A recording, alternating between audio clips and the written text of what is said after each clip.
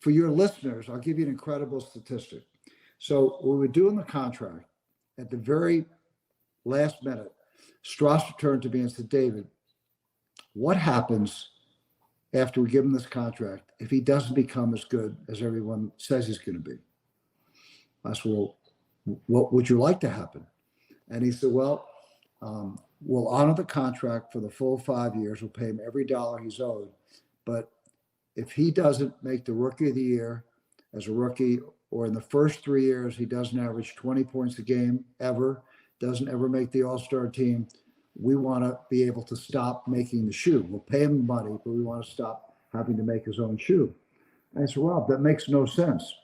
You know, you're not in the business, you're not an NBA team. What do you care what the statistics are? All you should care about is how many shoes he's selling.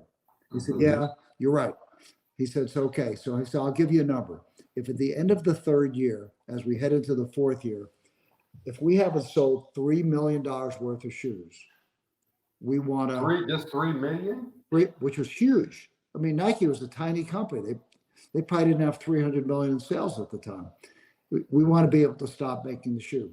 And I said, no problem. So the deal was that if he wasn't rookie of the year, which he was, and if he didn't make the all-star team, which he made every year, and if he didn't average 20 points, they could terminate it unless they sold 3 million. Now, obviously, so in year one, just to give you a framework of what their expectations were, they thought selling 3 million would be like hitting a grand slam home run. And Michael sold 126 million the first year. He also 126 million? Yeah. Oh my God. He sold roughly 40% probably of all of Nike shoes.